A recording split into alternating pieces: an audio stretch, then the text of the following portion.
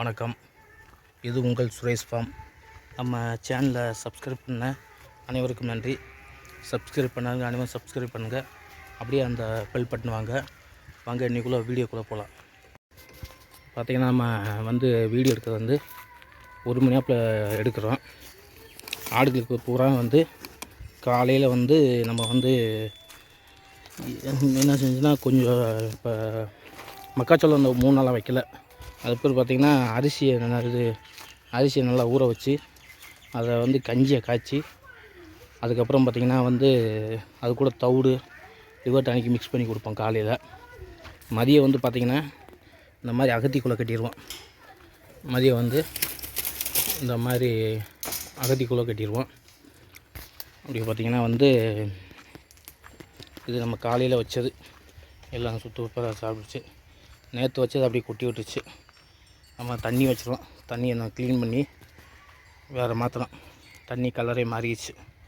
அதனால் நான் வீடியோ எடுத்து முடித்தோடனே தண்ணியை மாற்றிடலாம். இந்த மாதிரி அகத்திக்குள்ளே பார்த்திங்கன்னா நல்லா ப்ரோட்டீன் இருக்கும். அதனால் நம்ம அகத்திக்குள்ளே கட்டுறது.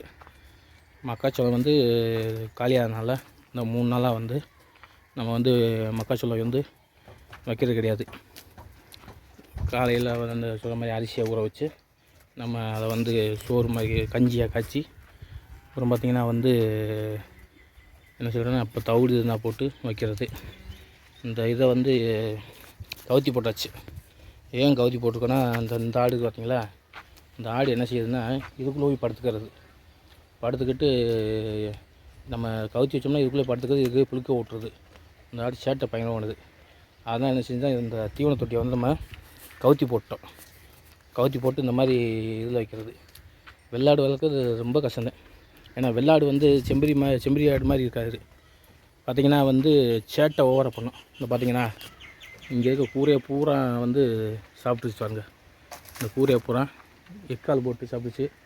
அதே மாதிரி பார்த்திங்கன்னா இந்த கூரை இருக்கு பார்த்திங்களா, இதையும் அப்படி சாப்பிட்டுருச்சு. சேட்டை பயங்கரமாக சொன்னோம்.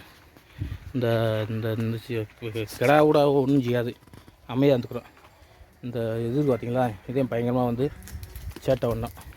இங்கிட்டு ஓட அங்கிட்டு ஓட அப்படின்னு சேட்டை ஒன்றோம்.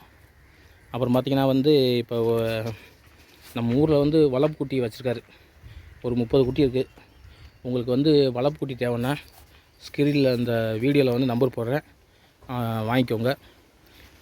பார்த்திங்கன்னா விருதுநகர், ராஜபாளையம், அப்புறம் பார்த்திங்கன்னா ஸ்ரீவில்லிபுத்தூர், வத்திராப்பு இந்த பகுதியில் இருக்கிறவங்க நீங்கள் வளர்ப்பு குட்டி கேட்டு வாங்கிக்கலாம்.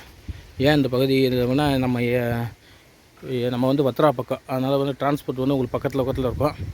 அதனால் நீங்கள் ஈஸியாக அதை ஏற்றி போய் கொஞ்சம் சௌகரியமாக இருக்கும். அப்புறம் பார்த்திங்கன்னா அடுத்து நம்ம இன்னும் ஒரு 4-5 வாரத்துக்கு இந்த மாதிரி தான் வீடு இருப்போம். அப்புறம் பார்த்திங்கன்னா இந்த ஏரியா இந்த இடத்த பூரா க்ளீன்